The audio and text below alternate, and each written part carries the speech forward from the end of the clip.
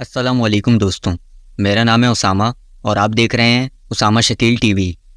क्या हो अगर आपकी ज़मीनों पर कुछ लोग आकर एक लाइन खींचें, लाइन की एक तरफ अच्छी जगह पर खुद रहें और लाइन के दूसरी तरफ सबसे बुरी जगह पर आपको रहने के लिए फोर्स करें, आपको अपनी ही जगह पर नौकरों की तरह रहना पड़ जाए। ये लाइन जो आप देख रहे हैं ये साउथ अफ्रीका के कैपिटल केप टाउन में है, जो दो एरियाज़ को डिवाइड करने के लिए बनाई गई है। इसके एक तरफ ब्लैक लोग रहते हैं और दूसरी तरफ वाइट लोग रहते हैं, और ये दोनों जगहें एक दूसरे से बहुत ज़्यादा मुख्तलिफ हैं। जहाँ वाइट लोगों के एरिया में बड़ी बड़ी सड़कें हैं, खूबसूरत पार्क्स हैं, ग्राउंड्स हैं और खूबसूरत लोकेशन है और रोज़ यूज़ होने वाली किसी भी चीज़ की कमी नहीं है, जबकि उससे सिर्फ 100 किलोमीटर की दूरी पर इस लाइन की दूसरी तरफ जहाँ पर ब्लैक लोग रहते हैं वो इंतहाई कंजेस्टेड एरिया है। ना यहाँ पर बिजली का अच्छा निज़ाम है, ना यहाँ पर पानी वक्त पर मिलता है और ना ही यहाँ पर सेवरेज का कोई अच्छा निज़ाम है। और यहाँ पर कानून के मुताबिक ब्लैक लोग वाइट लोग के एरिया में घर भी नहीं खरीद सकते। सिर्फ स्किन कलर की बुनियाद पर पूरे केप टाउन सिटी में आपको यही कुछ देखने को मिलेगा। मगर साउथ अफ्रीका में ऐसा माहौल आखिर है क्यों? बात है 1750 की, जब ब्रिटिशर्स इस इलाके में सबसे पहले आते हैं और इसको नाम देते हैं केप कॉलोनी का। अब क्योंकि ये वक्त इंडस्ट्रियल रेवोल्यूशन का था तो ब्रिटिशर्स को सस्ती लेबर की ज़रूरत थी, तो बस इसीलिए ब्रिटिशर्स ने इन लोगों को गुलामी की तरफ धकेलना शुरू कर दिया ताकि वो अपना मकसद पूरा कर सकें।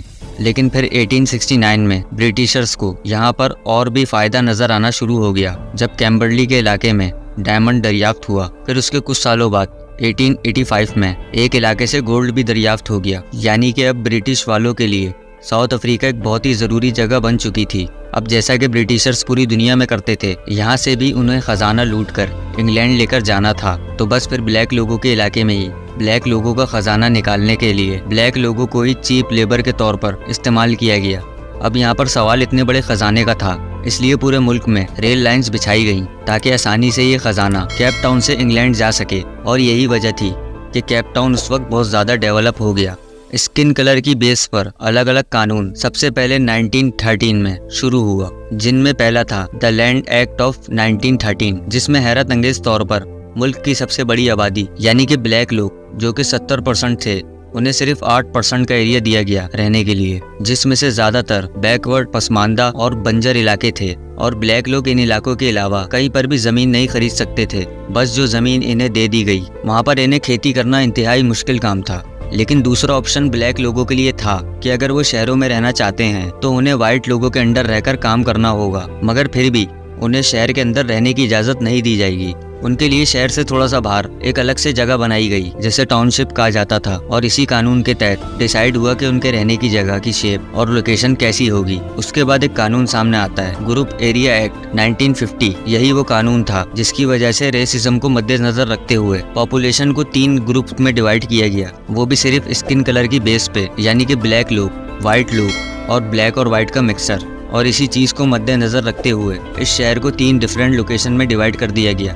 वाइट लोगों को शहर के अंदर सबसे ज़्यादा फैसिलिटी वाला एरिया दे दिया गया, और वो भी टोटल एरिया का 86% लैंड, जो कि सिर्फ 17% वाइट पीपल्स के लिए था। और इस शहर के बाहर ब्लैक लोगों को मिलिट्री बेस के करीब के एरियाज़ दे दिए गए ताकि उन पर नज़र रखी जा सके। इन एरियाज़ के अलावा ब्लैक लोग कहीं पर भी कोई प्रॉपर्टी नहीं खरीद सकते थे, यहाँ तक कि इनके एरिया में इलेक्ट्रिसिटी, पानी, इसी तरह की रोज़मर्रा की चीज़ों की इंतहाई कमी भी थी। और इन्हीं एरियाज़ के दरमियान 100 से 250 मीटर की खाली जगह छोड़ी गई, जो कि इन एरियाज़ को डिवाइड करने के लिए छोड़ी गई थी। खासकर केप टाउन और नमीबिया के इलाकों में, जिन्हें स्किन कलर की बेस पर डिज़ाइन किया गया, यानी कि किसी की जिल्द का कलर देखकर ही अंदाज़ा लगाया जा सकता था कि ये कहाँ रहता होगा।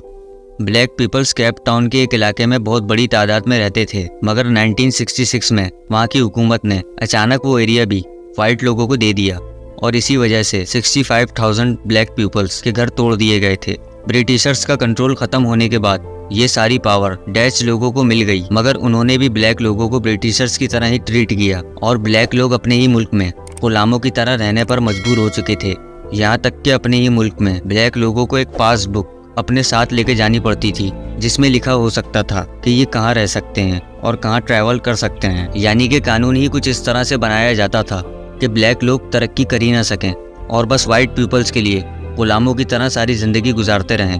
तमाम अच्छी जॉब्स सिर्फ वाइट लोगों को ही मिलती थी और ब्लैक लोगों को उनके अंडर रहकर जॉब करने की फैसिलिटी दी गई थी और ब्लैक लोगों के लिए एजुकेशन सिस्टम भी ऐसा ही बनाया गया था कि वो गुलामी से निकल ही ना सकें। यहाँ तक कि ब्लैक लोगों को अपने ही मुल्क में सिटीजन ही नहीं माना जाता था।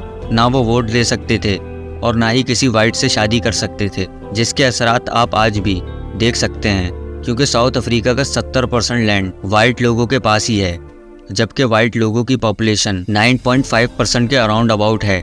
आज भी साउथ अफ्रीका में आपको ज़्यादातर अमीर लोग वाइट ही दिखेंगे और ज़्यादातर गरीब पॉपुलेशन ब्लैक ही नज़र आएगी। आज भी साउथ अफ्रीका में ब्लैक लोग 40% जॉबलेस हैं, जबकि वाइट लोग 8% से भी कम हैं जो कि जॉबलेस हैं।